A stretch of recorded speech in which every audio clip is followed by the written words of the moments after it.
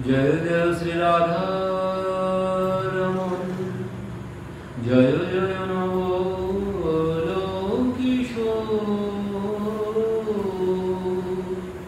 जय गोपी चित्तचोर प्रभु, जय जय माखन चोर।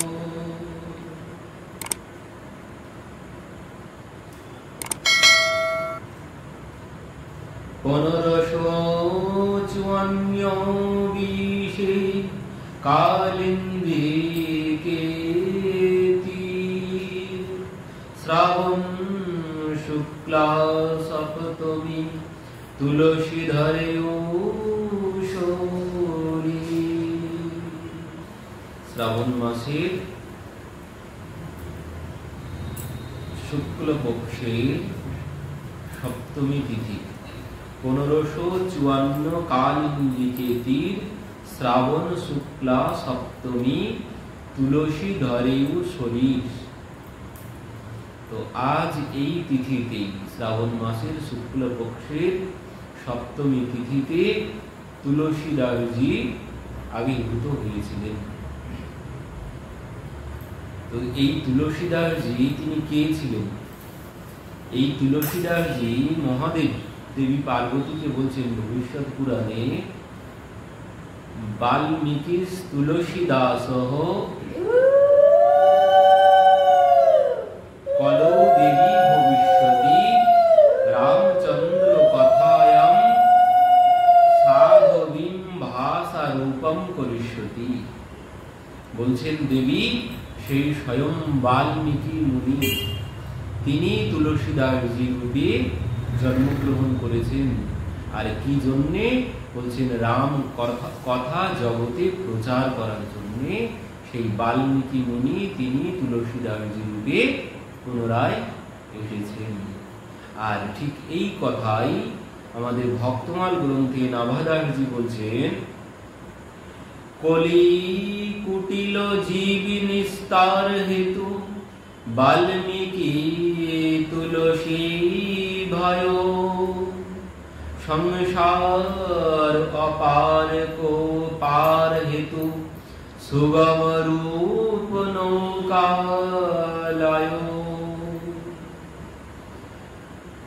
কলি কুটিল জীব নিস্তার হেতু বাল্মীকি তুলসী ভায়, সংসার অপার কো পার হেতু সুগম রূপ নৌকালয়। বলছেন কলির জীবকে তিনি পার করার জন্য এই রামচরিত মানস রূপ নৌকা নিয়ে এসেছেন। তুলসীদাস বলছেন এই কলির পাপ থেকে, এই কলির প্রভাব থেকে, এই কলির জীবকে উদ্ধার করার জন্য, এই সংসার সমুদ্র থেকে পার করার জন্য তিনি বলছেন সংসার অপার কো পার হেতু, যে সংসার সমুদ্র পার হতে পারছেন না তাকে পার করার জন্য সুগম রূপ নৌকালয়, বলছেন খুব সহজে নৌকা এনেছেন। এই নৌকায় যদি কেউ একবার উঠে যেতে পারেন, বলছেন সে এই ভব সমুদ্র পার হয়ে যাবে। তো এই তুলসীদাসজি আজ এই তিথিতে, শ্রাবণ মাসের সপ্তমী তিথিতে, শুক্লপক্ষে এই তিথিতে তিনি জন্মগ্রহণ করেছিলেন। কোথায়? বলছেন প্রয়াগে। প্রয়াগের কাছে রাজাপুর নামের একটি গ্রাম আছে, সেই গ্রামে তিনি জন্মগ্রহণ করেছিলেন। প্রয়াগ। তো এই প্রয়াগে তিনি রাজাপুরে জন্মগ্রহণ করেছিলেন। তার পিতার নাম ছিল আত্মারাম দুবে পিতা, আর মায়ের নাম ছিল হুলসী দেবী। তো এই আত্মারাম দুবের গৃহে তিনি 1554 বিক্রম সম্বত জন্মগ্রহণ করেছিলেন, আর বঙ্গাব্দের হিসাবে 905 সাল তিনি জন্মগ্রহণ করেছিলেন এই শ্রাবণ মাসে। তো জন্মগ্রহণ যখন করেছিলেন কিছু কিছু অলৌকিক ঘটনা ঘটেছিল। ইনি যখন জন্মগ্রহণ করেছিলেন 12 মাস পর ভূমিষ্ঠ হয়েছিলেন, মায়ের গর্ভে 12 মাস ছিলেন। আর সব থেকে বড় যে বিষয়টি, তিনি জন্মগ্রহণ করেছিলেন সে সময় তার মুখের মধ্যে 32টি দাঁত ছিল। 32টি দাঁত নিয়েই তিনি জন্মগ্রহণ করেছিলেন।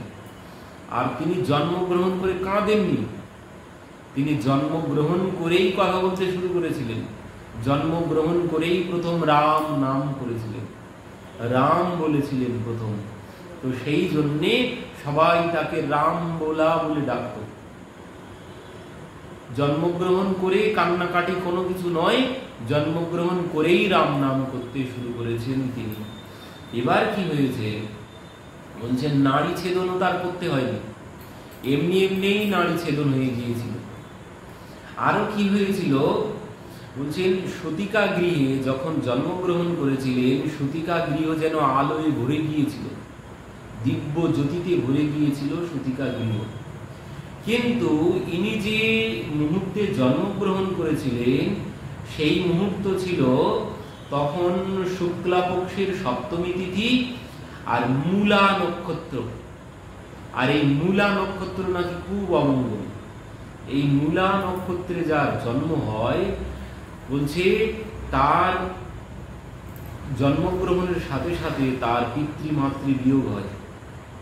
এই নক্ষত্রে যার জন্ম হয় এই বলছে খুব অমঙ্গল, এই নক্ষত্র নাকি খুব অশুভ। আর এই অশুভ মুহূর্তেই তিনি জন্মগ্রহণ করেছেন। এবার গ্রামের জ্যোতিষী তিনি সবকিছু বিচার করে বলছেন, মহারাজ এই ছেলের জন্যেই আপনাদের মৃত্যু হবে, আপনারা বেশি দিন বাঁচবেন না। আর এই ছেলের মুখ দর্শন করাও পাপ, এমন অশুভ সময়ে এর জন্ম হয়েছে। তো সেই জন্য পিতা এনাকে দর্শন করেন। জন্মগ্রহণের পর পিতা পুত্রের মুখ দর্শন করেননি। এবার বলছেন সেই জ্যোতিষী বলছেন, মহারাজ এই ছেলেকে যদি মেরে ফেলতে পারেন তাহলেই আপনারা বেঁচে থাকতে পারবেন, না হলে আপনারা কেউ বেশি দিন বাঁচবেন না। তো এই কথা শোনাতে ওই মা এই কথা সতিকা গৃহের মধ্যে বসে বসেই সব শুনেছিলেন। এবার মা এই কথা শ্রবণ করে ভাবছেন যে আমার এই সন্তানকে এরা বাঁচতে দেবে না। তো সেই জন্যে 3 দিন পর, সপ্তমীতে জন্মগ্রহণ করেছেন, অষ্টমী, নবমী, দশমীর দিন মা অসুস্থ হয়ে পড়েছেন। মা অসুস্থ হয়ে মনে করছেন হয়তো আমি আর বাঁচব না। তো সেই জন্যে মা কি করলেন, তার যে দাসী ছিল তার দাসীকে ডেকে বললেন, দেখ আমার এই সন্তান, আমার এই পুত্র যখন আমার গর্ভে ছিল তখন আমার মনে হয়েছিল আমার গর্ভে সাধারণ কেউ নেই, কোনো দিব্য মহাপুরুষ আমার গর্ভে আছে। যতদিন আমার গর্ভে ছিল ততদিন আমার এই অনুভব হয়েছে। তো আমার এই পুত্র সাধারণ কেউ নয়, এ কোনো মহাপুরুষই হবে, এ কোনো রাম ভক্ত আমার গর্ভে এসে জন্মগ্রহণ করেছে। তো আমার মনে হচ্ছে আমি হয়তো আর বাঁচব না। তো আমার পুত্রকে আমি তোর হাতেই তুলে দিতে চাই, তুই আমার পুত্রকে মানুষ করবি, আর এখানে থাকলেও একে কেউ বাঁচিয়ে রাখবে না। তো সেই জন্যে তোর হাতে আমার পুত্রকে আমি সমর্পণ করছি, তুই এখান থেকে নিয়ে চলে যা দাসীর হাতে। তো সেই দাসীর নাম ছিল চুনিয়া দাসী, চুনিয়া দাসী। তো সেই চুনিয়া দাসী সে নিয়ে চলে এসেছিল প্রয়াগের ওই পারে তার বাড়ি ছিল। এবার সে যখন নিয়ে চলে এসেছে, পরের দিন মা প্রাণ ত্যাগ করেছেন। এই সংবাদ শ্রবণ করে এবার আত্মারাম ডুবে তিনি দৌড়ে এসেছেন, এসে বলছেন ওই পুত্রকে এক্ষুনি জলে, প্রয়াগের জলে একে ভাসিয়ে দাও, এমন ছেলে রাখার কোনো প্রয়োজন নেই, জন্মগ্রহণের সাথে সাথে তার মা চলে গেছে। তো এই জন্যে বলছেন তাকে ভাসিয়ে দাও পুত্রকে। এবার যেই গেছেন ভিতরে গিয়ে দেখছেন কেউ নেই, শুধু ওই তার মাই পড়ে আছে, তার মায়ের শরীরটাই পড়ে আছে।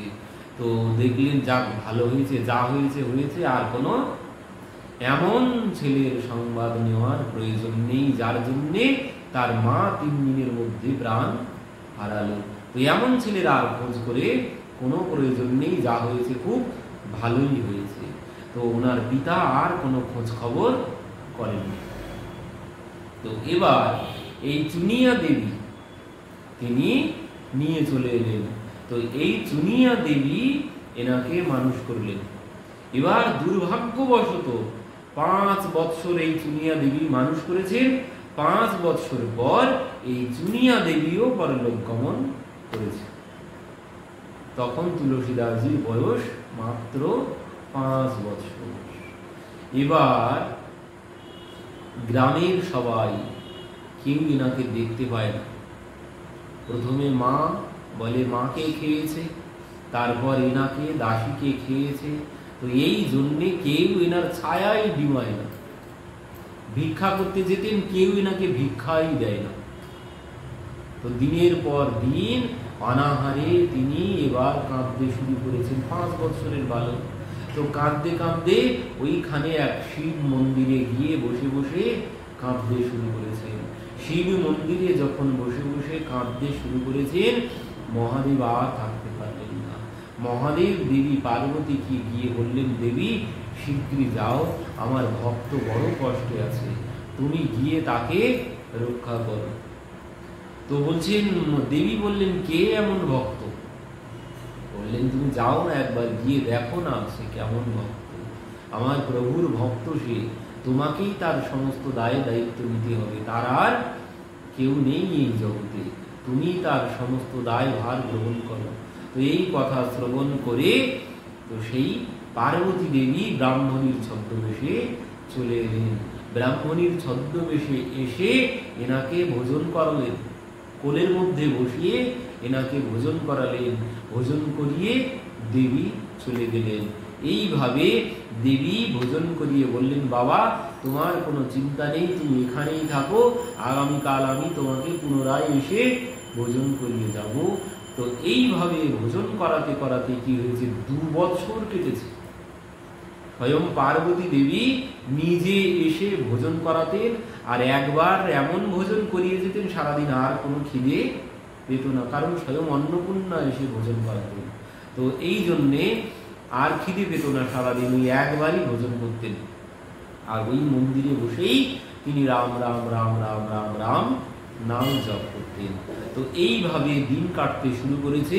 এবার যখন 2 বছর কেটে গেছে, তখন গ্রামের লোকজন সবাই তো এবার তাদের মনে প্রশ্ন জেগেছে, এই বালককে, একে ভোজন করিয়ে যায় কে, এ কোথার থেকে এসেছে। এবার একদিন দেখলেন ওই ব্রাহ্মণীর ছদ্মবেশে দেবী আসছেন। এখন সেই ব্রাহ্মণীকে গ্রামের লোকজন ধরেছেন, আপনি কি, আপনি কোথার থেকে এসেছেন, এই বালকের সঙ্গে আপনার সম্পর্ক কি, নানান রকমের প্রশ্ন যা হয় গ্রামে। তো নানান রকমের যখন প্রশ্ন করেছেন, তো দেবী সেদিনের মতো তাকে ভোজন করিয়েছেন, রামবোলাকে ভোজন করিয়েছেন, করিয়ে সেদিন চলে গেছেন। গিয়ে তিনি কি করলেন, গিয়ে এবার প্রভুর কাছে মানে মহাদেবের কাছে গিয়ে বলছেন, প্রভু এইভাবে আর কতদিন চলবে, গ্রামের লোকজন তো আর আমাকে যেতেই দিচ্ছে না, নানান রকম প্রশ্ন করছে, তো ওর কোনো একটা ব্যবস্থা আপনি করুন, এইভাবে আর আমি কতদিন করব, আর যাওয়াও আর এখন যেন ঠিক সুবিধা নেই গ্রামে, তো আপনি ওর জন্য একটা কোনো ব্যবস্থা করুন। তো সঙ্গে সঙ্গে মহাদেব এবার কি করলেন, মহাদেব স্বপ্নে আদেশ করলেন একজন ভক্তকে, তার একজন ভক্তকে মহাদেব আদেশ করলেন। আর সেই ভক্ত হচ্ছে রামানন্দ আচার্যজি। এই রামানন্দ আচার্যজি আর কেউ নয়, স্বয়ং প্রভু রামচন্দ্রের অবতার। তো এই রামানন্দ আচার্যজির শিষ্য অনন্ত নন্দজি। এই অনন্ত নন্দজির শিষ্য হচ্ছে নরহরি দাসজি। তো এই নরহরি দাসজিকে মহাদেব স্বপ্নে আদেশ করলেন। স্বপ্নে বললেন যে অমুক জায়গায় অমুকখানে এক মন্দিরে এক বালক আছে, তো তুমি সেই বালকের কাছে চলে যাও, আর সেই বালককে তুমি তার সমস্ত দায় দায়িত্ব গ্রহণ করবে। তো এই মহাদেবের কথা শ্রবণ করে তিনি চলে এলেন সেইখানে, সেই মন্দিরে। এসে দেখলেন এই রামবোলাকে। তো এসে আগে তাকে ভোজন করালেন। এবার যেই ভোজন করিয়েছেন, আর ওই গুরুদেব এসেই তাকে বৎস বলে ডেকেছেন। আর বৎস বলে ডাকতেন ওই দেবী পার্বতী, দেবীও একে বৎস বলে ডাকতেন। আর যেই এই গুরুদেব এসে বৎস বলে ডেকেছে, ইনি গিয়ে তার গলা জড়িয়ে ধরেছেন। এবার তিনি ভোজন করিয়েছেন, ভোজন যেই হয়ে গেছে, ইনি গিয়ে ওনার গলা জড়িয়ে ধরেছেন। বলছে, বাবা তুই আমার গলা এইভাবে কেন চেপে ধরেছিস? বলছে, তুমি যদি চলে যাও, 1 মাস তো সেও আমাকে ভোজন করিয়ে চলে যেত, কিন্তু কয়েকদিন আর সে আসছে না। তো তুমি যদি চলে যাও, তোমাকে আর আমি যেতে দেব না, এই জন্যে তোমার গলা আমি চেপে ধরেছি। তো বলছে, বাবা তুই জানিস তোকে যে এতদিন ভোজন করিয়ে গেছে সে কে? কে তোকে এতদিন ভোজন করিয়েছে, তুই কি কিছু জানিস? তো বলছে, না তো, আমি তো কোনো কিছুই জানি না। একজন ব্রাহ্মণী এসে আমাকে ভোজন করাতো, আর আমি তাকে কোনোদিন জিজ্ঞাসাও করিনি যে সে কে। তো বলছে, জানিস তোকে ভোজন করিয়েছে এতদিন কে? যে এতদিন তোকে ভোজন করিয়েছেন স্বয়ং পার্বতী দেবী এসে তোকে ভোজন করিয়ে গেছে। আর এই কথা শ্রবণ করে তুলসীদাসজি বলছে, হায় হায়, স্বয়ং পার্বতী দেবী এসে আমাকে ভোজন করিয়ে গেছেন, এতদিন আমি কিছুই জানতে পারলাম না। বলছে, আমি তাকে একবারও প্রণামও করলাম না, কোনোদিন আমি তাকে প্রণামও করিনি, স্বয়ং পার্বতী দেবী এসে আমাকে ভোজন করিয়ে গেল এইভাবে। তো বলছেন, বাবা তোর কোনো চিন্তা করতে হবে না, পুনরায় তার দর্শন তুই পাবি। তো এবার এই নরহরিদাসজি এনাকে মানুষ করতে লাগলেন। এই নরহরিদাসজি এনাকে নিয়ে গেলেন অযোধ্যাতে। এখান থেকে অযোধ্যাতে নিয়ে গিয়ে এনাকে মাঘ মাসের শুক্লপক্ষের পঞ্চমী তিথিতে শুক্রবার এনার সংস্কার করলেন, যজ্ঞোপবীত সংস্কার করলেন। আর কি করলেন বললেন, এনাকে গায়ত্রী মন্ত্র প্রদান করলেন। তো পরবর্তীতে এনার কর্ণে মন্ত্র প্রদান করলেন, রাম নাম প্রদান করলেন এই নরহরিদাসজি। তো এখান থেকে তিনি এনাকে ওই রামচরিতমানস শ্রবণ করাতে শুরু করলেন। এই নরহরিদাসজি রামচরিতমানস শ্রবণ করাতে শুরু করলেন। তো এবার আমরা তো একটা কথা জানি যে রামচরিতমানস তুলসীদাসজি রচনা করেছে। তো রামচরিতমানস এনাকে শ্রবণ করাচ্ছে কোথা থেকে? আমরা সবাই জানি যে তুলসীদাসজি রামচরিতমানস রচনা করেছে, কিন্তু বলছেন না, রামচরিতমানস তুলসীদাসজি রচনা করেননি, ইনি লিখেছেন মাত্র, ইনি প্রণয়ন করেছেন, রচনা ইনি করেননি। এই রামচরিতমানস রচনা করেছেন কে? এই রামচরিতমানস রচনা করেছেন স্বয়ং মহাদেব। এই রামচরিতমানসের রচয়িতা হচ্ছেন স্বয়ং মহাদেব। মহাদেব এই রামচরিতমানস রচনা করে দেবী পার্বতীকে শ্রবণ করাতেন প্রত্যহ।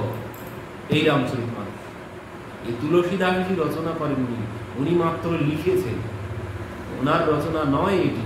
তো এই রামচরিতমানস মহাদেব যেটি রচনা করেছিলেন, সেই রামচরিতমানস দিয়েছিলেন ওই গুরুদেব নরহরিদাসজিকে, দিয়ে বলেছিলেন যে তুমি ওকে এই রামচরিতমানস শ্রবণ করাবে।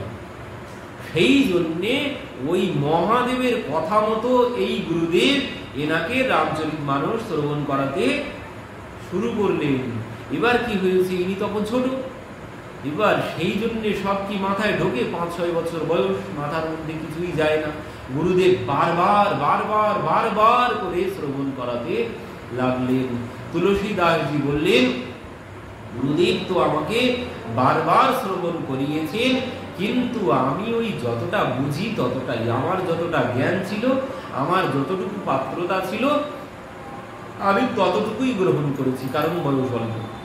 তো এই জন্যে বলছেন আমার যতটুকু পাত্রতা আমি ততটুকুই গ্রহণ করেছি। এবার ওখান থেকে একদিন কি হয়েছে, এই নরহরিদাসজি এনাকে পুনরায় কাশী ধামে নিয়ে এলেন। অযোধ্যা থেকে কাশী ধামে নিয়ে এলেন। কাশী ধামে নিয়ে এসে আর এক গুরুর কাছে এনাকে নিয়ে গেলেন। সেই গুরুর নাম হচ্ছে শেষ সনাতনজি। তো এই শেষ সনাতনজির কাছে নিয়ে এলেন নরহরিদাসজি। এবার এখানে 15 দিন এই শেষ সনাতনজি এই নরহরিদাসজিকে যা যা শ্রবণ করিয়েছেন, সেখানে ওই প্রভুর লীলা কথা শ্রবণ করিয়েছিলেন। তো এই লীলা কথা ইনিও শ্রবণ করেছে।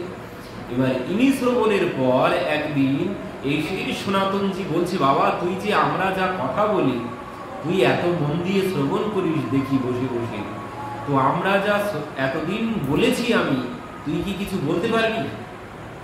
তখন এই তুলসীদাসজি বলছেন ওই 15 দিন ধরে যা যা বলেছে এই শেষ সনাতনজি এই নরহরিদাসজিকে যা যা শ্রবণ করিয়েছে এই 15 দিনে, বলছেন ঠিক সেইভাবে তাই তাই বলছে, একটা অক্ষর বাদ যায়, সব তিনি শ্রবণ বলতে শুরু করলেন।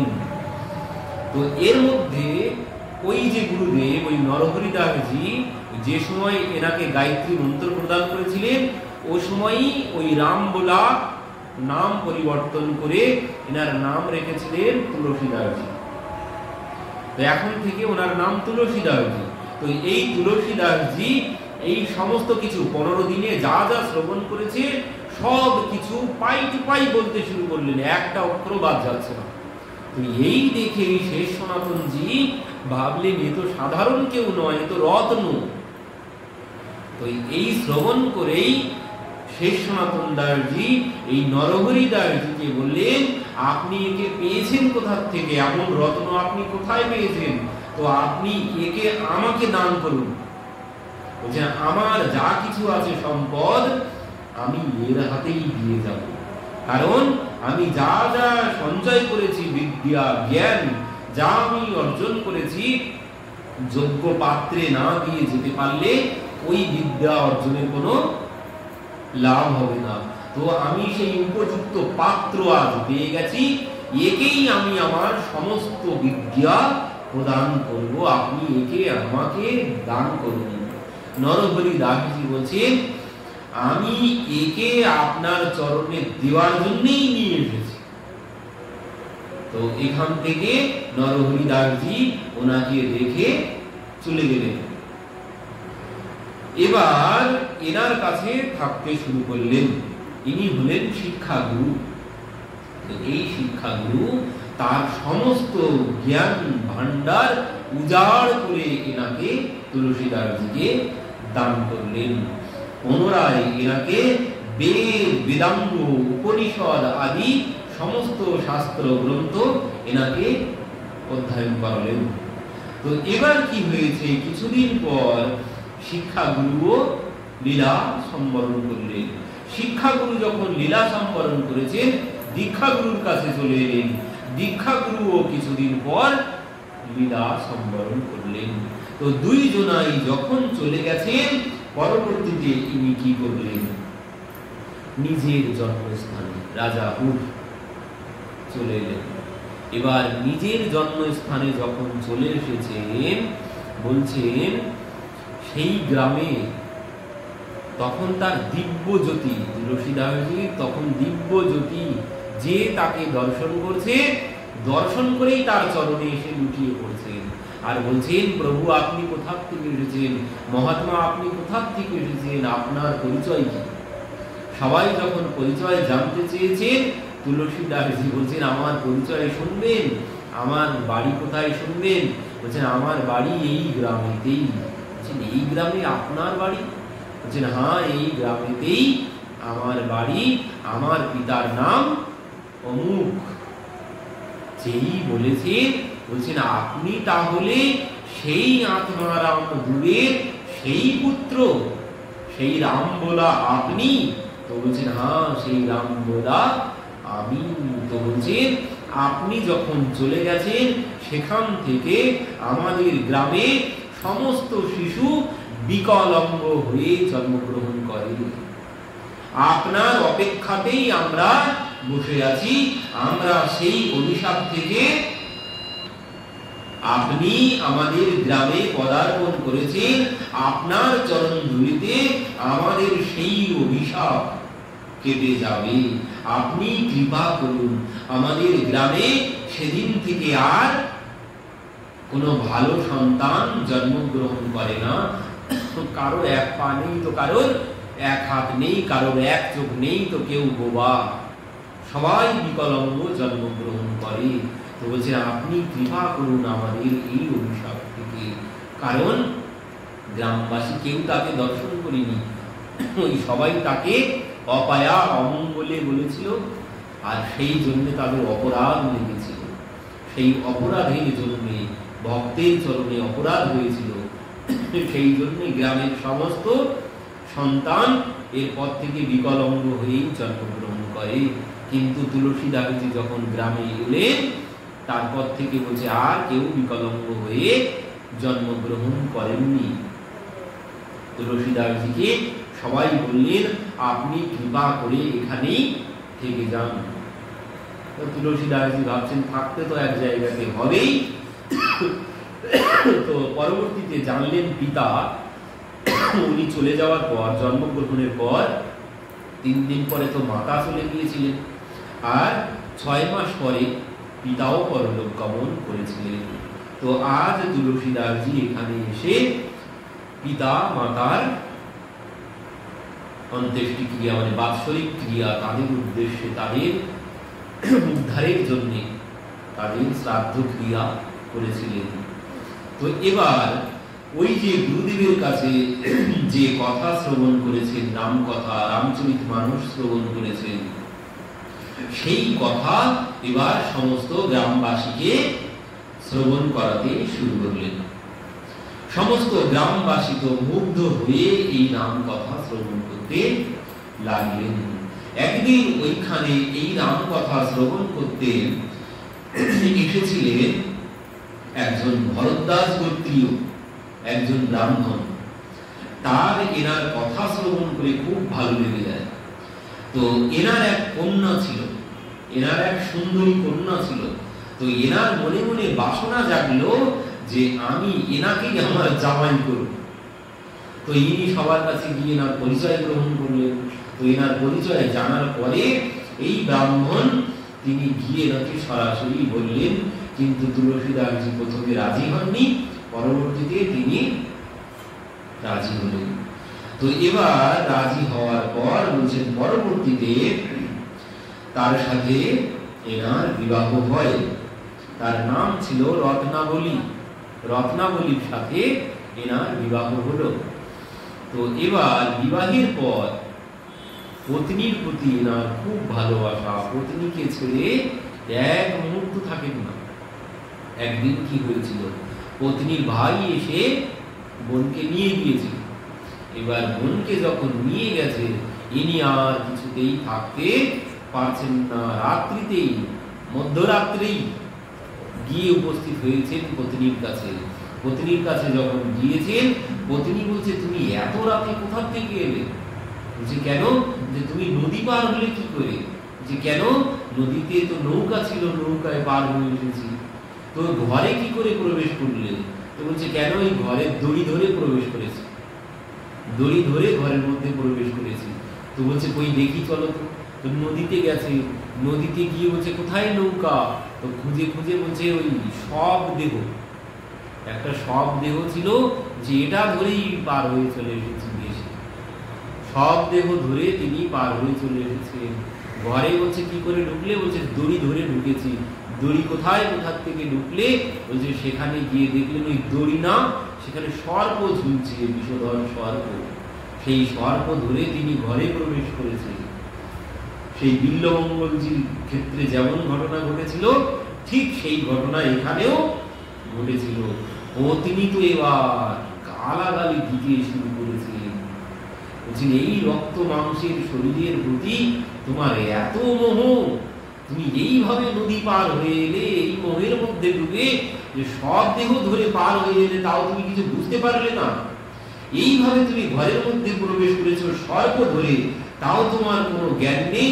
আমার প্রতি তোমার এত মোহ, এই রক্ত মাংসের শরীরের প্রতি তোমার এত মোহ, এতে আছে কি?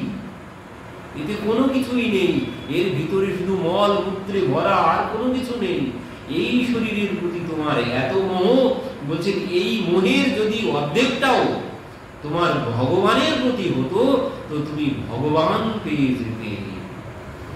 আর এই কথা যেই বলেছে, ওই কথা যেন বাণের মতো বিদ্ধ করেছে তার বুকে। এই কথা পত্নীর মুখে, এই কথা শ্রবণ করে তিনি সেখান থেকে রাম নাম করতে করতে চলে এলেন।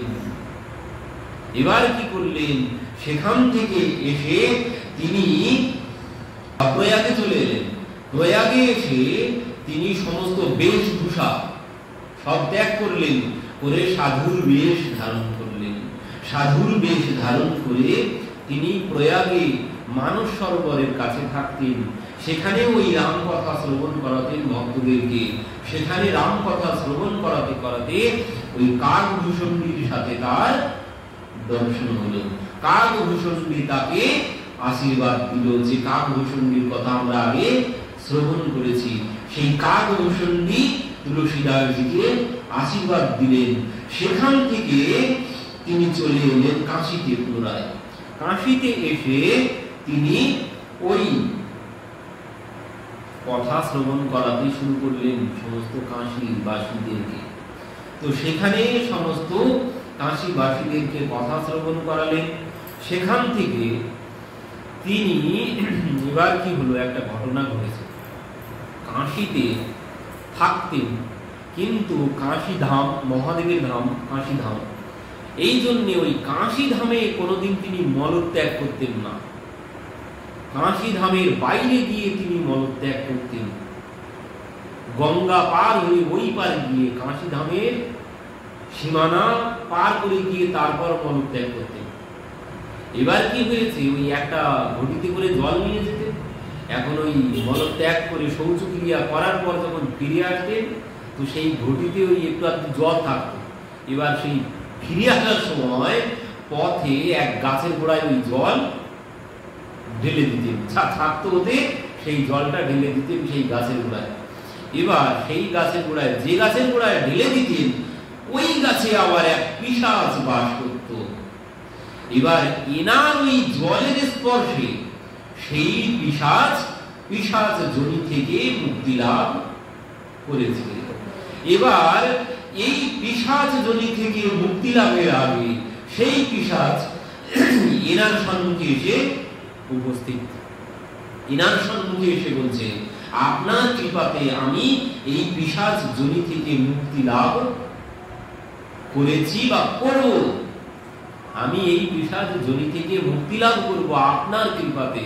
তো আপনি এত বড় কৃপা করেছেন, তো আপনি কিছু চান, আপনি যা চাইবেন, আপনি যদি ধন সম্পদ চান সেও দিতে পারবো, আপনি যদি কোনো গৃহ বানিয়ে দিতে চান সেও দিতে পারবো, আপনি যা চাইবেন, আমার অনেক শক্তি আছে, আপনি যা চাইবেন আমি তাই দিতে পারি আপনাকে। তুলসীদাসজি বলছে, তুমি আমার সামনে থেকে চলে যাও, আমার কোনো কিছু চাওয়ার নেই, আমার ভয় লাগছে, তুমি এখান থেকে চলে যাও, আমার কোনো কিছু দরকার নেই, তুমি এক্ষুনি চলে যাও। তো সেই পিশাচ বলছে, না আপনি কোনো কিছু চান আমার কাছে? বলছে, না আমার কোনো কিছু চাওয়া নেই। তখন যখন বারবার বলছে কিছু চান আপনি আমার কাছে, তখন তুলসীদাসজি বলছে, ঠিক আছে, তুমি যদি কিছু দিতেই চাও, তুমি আমার প্রভু রামচন্দ্রকে এখানে এনে হাজির করো, আমার প্রভু রামচন্দ্রকে এনে দাও। পিশাচ বলছে, সে কি করে হয়, আমি প্রভুকে আনতে পারবো না, আপনি অন্য কিছু বলুন। কারণ আমি যদি প্রভুকেই আনতে পারতাম, তাহলে আর এই পিশাচ জনি আমি লাভ করতাম না। আমি যদি প্রভুকে আনতে পারতাম, তার কাছে যাওয়ার যদি শক্তি আমার থাকতো, তাহলে আমি আর পিশাচি হতাম না। তো আপনি অন্য কিছু চান? তো বললেন, আমার আর অন্য কিছু চাওয়ার নেই।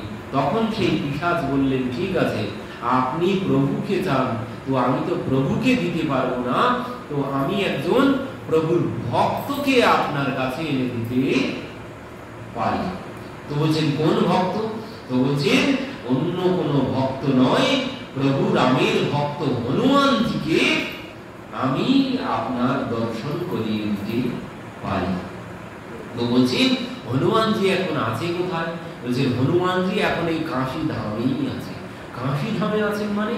বলছেন, হ্যাঁ, কাশী ধামেই এক রাম কথার আসর বসে প্রত্যহ, সেই আসরে হনুমানজি প্রত্যহ যান। এখন বলছে, কোথায় রাম কথার আসর বসে? বলছেন, অমুক জায়গায় রাম কথার আসর বসে। তুলসীদাসজি বলছে, সেখানে তো রাম কথা আমি বলি, তাহলে আমার রাম কথাতে হনুমানজি আসেন? বলছে হ্যাঁ, প্রত্যহ হনুমানজি ওই রাম কথাতেই যান, তবে হনুমান রূপে তিনি ওই রাম কথাতে যান না। তো বলছে কিভাবে যান? বলছেন সেখানে তিনি একজন বৃদ্ধের রূপ ধারণ করে, আর ওই কুষ্ঠ ব্যাধি তার অঙ্গে, কুষ্ঠ ব্যাধি রূপ ধারণ করে তিনি যান ওই নাম কথায়। আর তিনি সবার আগে যান আর সবার শেষে ওখান থেকে চলে আসেন। তুলসীদাসজি বলছেন তাই নাকি? হনুমানজি তাহলে প্রত্যহ তো আমার নাম কথায় আসেন। তো এবার পরের দিন নাম কথা বলতে শুরু করেছেন। হনুমানজি দেখছেন আগেই এসে বসে আছেন। তুলসীদাসজি যখন গিয়েছেন, গিয়ে দেখছেন আগেই একজন বৃদ্ধ সবার পিছনে বসে আছেন। তার সমস্ত অঙ্গে কুষ্ঠ ব্যাধি হয়েছে, যেন পোকা রক্ত ঝরে পড়ছে তার সমস্ত শরীর থেকে। তো আজ তুলসীদাসজি বুঝতে পেরেছেন তাহলে ইনি আর কেউ নন, স্বয়ং হনুমানজি কথা শ্রবণ করতে এসেছে। তো আজ রাম কথায় তুলসীদাসজি আজ প্রভুর লীলা কথা না বলে ওই হনুমানজির গুণের কথা বলতে শুরু করেছেন। হনুমানজির গুণের কথা বলতে শুরু করেছেন। ওই জয় হনুমান জ্ঞান গুণ সাগর, জয় কপিশতি লোক উজাগর, रामदूत अतुलित बल धामा, अंजलि पुत्र पवन सुत नामा, महावीर विक्रम बजरंगी, कुमति निवार सुमति के संगी, कांचन वर्ण विराज सुबेसा, कानन कुंडल कुंचित केसा, हाथो वज्र ध्वजा विराजे, कांधे मूजे जनेऊ साजे, शंकर सुवन केसरी नंदन, तेज प्रताप महाजगवंदन, विद्यावान गुणअति चातुर, राम काज करिबे को आतुर, प्रभु चरित्र सुनबे को रसिया, राम लक्ष्मण सीता वन बसिया, सूक्ष्म रूप धरि सियाहि दिखावे। तो आज এই গুণগান করতে শুরু করেছেন তিনি। আর এই গুণগান শ্রবণ করে তো আবার হনুমানজির ভালো লাগছে না। তিনি এসেছেন প্রভুর কথা শ্রবণ করতে, কিন্তু তার লীলা কথাই আজ বেশি করে, তার গুণের কথা বলছেন। এই হনুমানজির কথা যে একবার উচ্চারণ করবে আর ভূত পিশাচ নিকট নেই আবে, মহাবীর জব নাম শোনাবে, এই হনুমান চল্লিশা তিনি বলতে শুরু করেছেন। হনুমানজির গুণের কথা তিনি বলতে শুরু করেছেন। বিদ্যাবান গুণীয়তু চাতুর, মানে তার গুণের কথা বলতে শুরু করেছেন তুলসীদাসজি। এবার এনার তো খুব একটা ভালো লাগছে না, বসে বসে নিজের কথা শুনতে ভালো লাগছে না, প্রভুর কথা শুনতে এসেছেন। এবার কিছুক্ষণ পর কি করেছেন, উনি উঠে চলে যাচ্ছেন। এই যে উঠে চলে যাচ্ছেন, তখন তুলসীদাসজি কি করেছেন, ব্যাসাসন থেকে দৌড়িয়ে গিয়ে এনার চরণে গিয়ে পড়েছেন। এনার চরণে যখন পড়েছেন তখন ইনি বলছেন, হায় হায় আপনি এ কি করছেন, দেখছেন না আমার সমস্ত শরীর কুষ্ঠ ব্যাধিতে রক্ত ঝরছে, আমাকে স্পর্শ করবেন না, আমাকে ছুলেই আপনার গায়েও এই কুষ্ঠ ব্যাধি হবে, আমাকে একদম স্পর্শ করবেন না। তিনি দূরে সরে যাচ্ছেন, তুলসীদাসজি তত এগিয়ে যাচ্ছেন ধরার জন্য, কিছুতেই ধরা দিচ্ছেন না। তুলসীদাসজি জোর করে গিয়ে চরণ আজ জড়িয়ে ধরেছে, বলছেন প্রভু এই তো আপনার এই কুষ্ঠ ব্যাধি হয়নি, এ কোনো কুষ্ঠ ব্যাধি না। কুষ্ঠ ব্যাধি কাদের হয়েছে? বলছেন কুষ্ঠ ব্যাধি তাদের হয়েছে যারা জগতে ভগবান বিমুখ, তারাই প্রকৃত কুষ্ঠ ব্যাধিগ্রস্ত। প্রকৃত কুষ্ঠ ব্যাধিগ্রস্ত তারাই যারা প্রভুর কথা শ্রবণ না করেন, যারা ভগবান বিমুখ, তারাই হচ্ছে কুষ্ঠ ব্যাধিগ্রস্ত। আপনি কুষ্ঠ ব্যাধিগ্রস্ত নন, আপনি কৃপা করুন, আপনার পরিচয় দিন। গিয়ে এবার ধরে যখন চরণ ধরে পড়েছেন, তখন বাধ্য হয়ে তিনি আজ স্বরূপে প্রকট হয়েছেন। হনুমানজি মহারাজ কি জয়। হনুমানজি স্বরূপে প্রকট হলেন। হনুমানজি বললেন, বলুন কি চান? তখন হনুমানজিকে বললেন, আমি প্রভুকে দর্শন করতে চাই। তো হনুমানজি বললেন, তো এখানে তো দর্শন হবে না, আপনি চিত্রকূট চলে যান। তো তুলসীদাসজি এবার কাশীধাম থেকে চিত্রকূট চলে এলেন। চিত্রকূট চলে এসে একদিন পথে প্রভুকে দর্শন করলেন, কিন্তু চিনতে পারেননি। দুইজন রাম আর লক্ষ্মণজি ওই ঘোড়ার পিঠে করে যাচ্ছেন রাজপুত্রের বেশে, কিন্তু এরাকে দেখে চিনতে পারেননি। হনুমানজিকে পুনরায় স্মরণ করলেন, বললেন আমি তো প্রভুকে এখনো দর্শন করতে পারলাম না। হনুমানজি বললেন দর্শন আপনার হয়েই গেছে, আপনি তাকে চিনতে পারেননি। তখন বললেন হায় হায়, আমি এত বড় অভাগা, প্রভুকে চিনতে পারলাম না। বলছেন আর কি আমার দর্শন হবে না? তো বলছেন আবার পুনরায় দর্শন হবে, আপনি কষ্ট পাবেন না। তো একদিন তুলসীদাসজি বসে বসে ওই চন্দন ঘষছিলেন। এখন এমন সময় প্রভু এসে এক বৃদ্ধের ছদ্মবেশে তুলসীদাসজির কাছে এসে উপস্থিত হয়েছেন। এবার হনুমানজি দেখলেন তুলসীদাসজি এখনো যদি চিনতে না পারেন, তো সেই জন্যে হনুমানজি কি করেছেন, হনুমানজি গিয়ে বলতে শুরু করেছেন। কি বলছেন? चित्रकूट के घाट पर भये संतन के भीर, तुलसी चंदन घिसे तिलक देत रघुबीर। हनुमानजी গিয়ে বলছেন চিত্রকূটকে ঘাট পর, মানে চিত্রকূটের ঘাটে অনেক সাধু সন্তের তো সমাগম হয়েছে, আর সেই ঘাটে তুলসীদাসজি চন্দন ঘষছেন, আর সেই চন্দন নিতে এসেছে কে? বলছেন তিলক দেত রঘুবীর। যেই এই কথা বলেছেন তুলসীদাসজি সম্মুখে প্রভুকে দর্শন করলেন, আর প্রভুকে দর্শন করেই সেখানে জ্ঞান হারিয়ে ফেলেছেন। সেখানে তিনি জ্ঞান হারিয়ে অচৈতন্য হয়ে পড়ে গেছেন। অচৈতন্য হয়ে যখন পড়ে গেছেন, আর প্রভু কি করেছেন? তুলসীদাসজিকে নিজে ওই যে চন্দন তুলসীদাসজি ঘষছিলেন, ওই চন্দন আর প্রভু নিজে হাতে নিয়ে নিজের কপালে দিয়েছেন। সেই চন্দন আবার সেই হাতটা তুলসীদাসজির কপালে দিয়েছেন। দিয়ে আজ প্রভু ওখান থেকে চলে গেছেন। এবার তুলসীদাসজি ওখান থেকে এসেছিলেন সুকর ক্ষেত্র। সুকর ক্ষেত্র হচ্ছে সরজু আর ঘাগরার মিলনস্থল, সেইখানকার নাম হচ্ছে সুকর ক্ষেত্র। তো এই সুকর ক্ষেত্রে তিনি চলে এসেছিলেন। তো এখান থেকে তিনি গিয়েছিলেন প্রহ্লাদ ঘাটে। তো প্রহ্লাদ ঘাটে গিয়ে তিনি ওখানে থাকতে শুরু করলেন। ওখানে থেকে তিনি পদ রচনা করতে শুরু করলেন। এবার সংস্কৃতে পদ রচনা করতে শুরু করলেন। সংস্কৃতে পদ রচনা করছেন, কিন্তু একটা চমৎকার বিষয়, আজ যে পদ রচনা করছেন পরের দিন সকালে উঠে দেখছেন সেই কাগজ পুরো সাদা, সেখানে কোনো কিছু লেখা নেই। এইভাবে 7 দিন ধরে তিনি রচনা করে যাচ্ছেন, অথচ পরের দিন দেখছেন সেখানে কোনো কিছুই লেখা নেই। পুনরায় মহাদেবের শরণাগত হলেন। মহাদেবের যখন শরণাগত হলেন, মহাদেব বললেন যে তুমি এখান থেকে চলে যাও, এখান থেকে তুমি অযোধ্যায় চলে যাও, আর অযোধ্যায় গিয়ে প্রভুর লীলা কথা লিখতে শুরু করো। যে লীলা কথা তুমি শ্রবণ করেছো গুরুর মুখে, যে লীলা কথা তুমি ভক্তদেরকে শ্রবণ করাচ্ছ, ওই লীলা কথা তুমি সহজ ভাষায়, নিজের ভাষায়, কোনো সংস্কৃত না, যাতে সবাই বুঝতে পারে, সেই সহজ ভাষায় তুমি নিজের মাতৃভাষাতেই ওই লীলা কথা তুমি অযোধ্যায় গিয়ে বসে বসে লিখতে শুরু করো। তো এই কথা শ্রবণ করে তুলসীদাসজি অযোধ্যাতে চলে এলেন। অযোধ্যাতে এসে ওই হনুমানজির মহিমাই আগে তিনি লিখলেন। ওই হনুমান চল্লিশা তিনি আগে রচনা করলেন।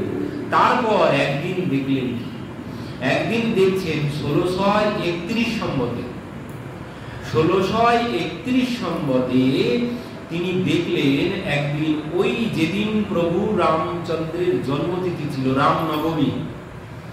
আর সেই রামনবমী বলছে এই দিনে 1631 সম্বতে যেদিন প্রভু জন্মগ্রহণ করেছিলেন, যেদিন প্রভু জন্মগ্রহণ করেছিলেন, সেদিন সেই জন্ম মুহূর্তে যে যে তিথি নক্ষত্র বার গ্রহ মুহূর্ত যা যা ছিল ঠিক সেই বার গ্রহ নক্ষত্র তিথি এই 1631 সম্বতে এসেছে।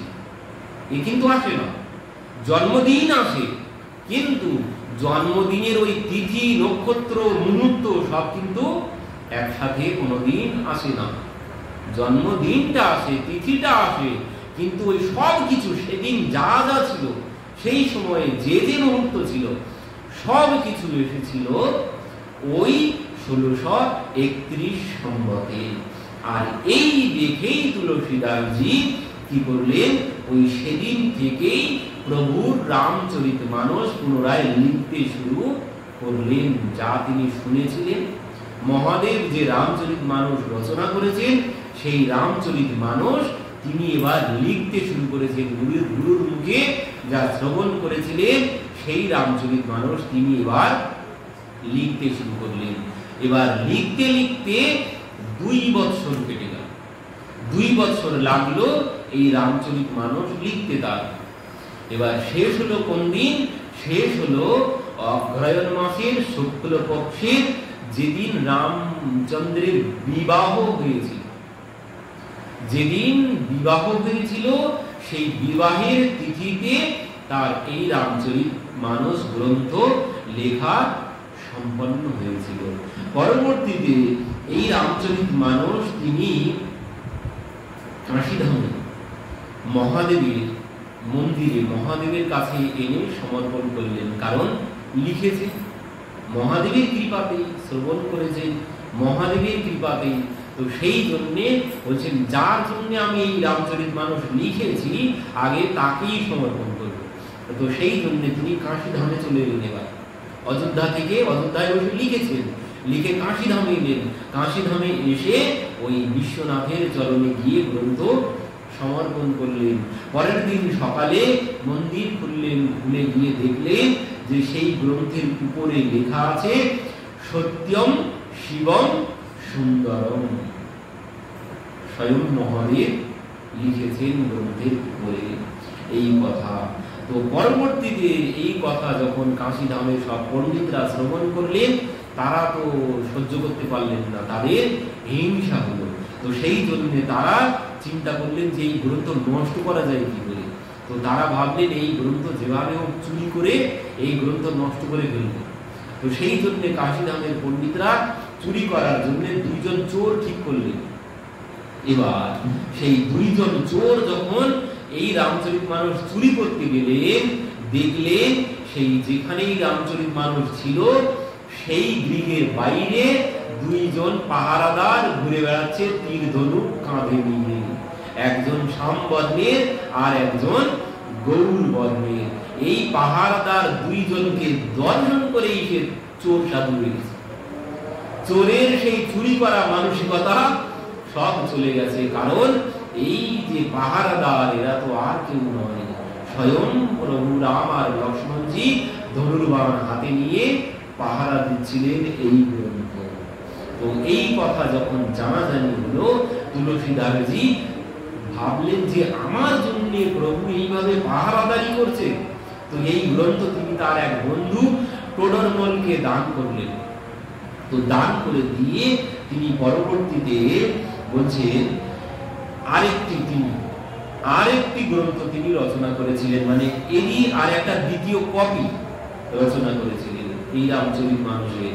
আর সেই কপিটি সেটি তিনি এবার কি করলেন, সেটা নিয়েও এবার কাশীধামের পণ্ডিতদের মধ্যেও খুব তর্কতর্কি দেখা দিল। তারা এই গ্রন্থ মেনে নিতে চাইল না। তো কাশীধামের আরো একজন পণ্ডিত ছিল, তার নাম ছিলেন মধুসূদন সরস্বতীপাদ। তো এই মধুসূদন সরস্বতীপাদের কাছে এই রামচরিতমানস পাঠানো হলো। তো মধুসূদন সরস্বতীপাদ এই রামচরিতমানস গ্রন্থ পাঠ করলেন। পাঠ করে মধুসূদন সরস্বতীপাদ কি বললেন, বলছেন আনন্দ কাননে অস্মিন জঙ্গমস তুলসী তরুহু কবিতা মঞ্জরি ভাতি রাম ভ্রমর ভূষিতা। এই কথা মানে কি বলছেন, বলছেন আনন্দ কাননে यस्मिन् जंगमस् तुलसी तरु বলছেন এই সংসারে বলছেন তুলসী বৃক্ষ মানে জ্যান্ত তুলসী বৃক্ষ মানে চলমান তুলসী বৃক্ষ হচ্ছে তুলসী দাসজি। এই সংসারের চলমান তুলসী বৃক্ষ হচ্ছেন তুলসী দাসজি। আর সেই তুলসী বৃক্ষে মঞ্জরি হয়, আর সেই মঞ্জরি হচ্ছে ভগবান সব থেকে প্রিয়। বলছেন সেই মঞ্জরি হচ্ছে এই রামচরিতমানস গ্রন্থ। তুলসী দাসজি হচ্ছে তুলসী বৃক্ষ, আর সেই বৃক্ষের মঞ্জরি হচ্ছে এই রামচরিতমানস। আর এই রামচরিতমানস রূপী মঞ্জরিতে রাম ভ্রমর রূপে সদা বিরাজমান। এই কথা যখন বলেছেন পরবর্তীতে সবাই তখন মেনে নিলেন এনার কথা। মেনে নিলেও কিছু কিছু পণ্ডিতরা তাও বিরোধিতা করতে শুরু করেছিলেন। তখন কি হলো, এই রামচরিতমানস গ্রন্থ কাশী ধামে মহাদেবের মন্দিরে, বিশ্বনাথের মন্দিরে মধ্যে রাখা হলো, সবার নিচে। তার উপরে সমস্ত গ্রন্থ রাখা হলো, পুরাণ আদি যত ধর্মগ্রন্থ আছে সব উপরে রাখা হলো, সবার তলায় এই রামচরিতমানস গ্রন্থ রাখা হলো। সকালবেলা যখন মন্দির খোলা হলো, দেখা হলো কি যে এই রামচরিতমানস গ্রন্থ সবার উপরে আছে। তো রামচরিতমানস কি জয়, তুলসীদাসজি মহারাজ কি জয়, কাশী বিশ্বনাথ কি জয়। তো সেখান থেকে সবাই মেনে নিলেন এই রামচরিতমানস গ্রন্থ। সবাই জানলেন যে কাশী বিশ্বনাথের সব থেকে প্রিয় গ্রন্থ হচ্ছে এই রামচরিতমানস গ্রন্থ। তো সেখান থেকে এই রামচরিতমানস গ্রন্থ চারিদিকে এর প্রচার ছড়িয়ে পড়ল। পরবর্তীতে এই তুলসীদাসজি এবার দেশে ফিরে এসেছিলেন। দেশে ফিরে এসে জানলেন যে পত্নী চলে গেছে, পত্নী আর নেই। তো এই কথা জানতে পেরে তুলসীদাসজি তিনি 1680 সম্বতে তিনি অসিঘাটে বসে বসে শ্রাবণ কৃষ্ণ তৃতীয়া তিথিতে, এই শ্রাবণ মাসে জন্মগ্রহণ করেছিলেন। এই শ্রাবণ মাসের শুক্লপক্ষের সপ্তমী তিথিতে, আর মৃত্যুবরণ মানে পরলোক গমন করেছেন, লীলা সম্বরণ করেছেন এই শ্রাবণ মাসের কৃষ্ণপক্ষের তৃতীয়া তিথিতে তিনি লীলা সম্বরণ করেছেন। তিনি বলছেন 1680 সম্বতে শনিবারে অসিঘাটে তিনি রাম নাম জপ করতে করতে তিনি এই শরীর ত্যাগ করে নিত্য লীলা প্রবিষ্ট হলেন। তুলসীদাসজি মহারাজ কি জয়, শ্যামর রামচন্দ্র কি জয়। তুলসীদাসজির জীবন কথা সংক্ষেপে শ্রবণ করলাম। এখানেই আমাদের কথা আজ বিশ্রাম।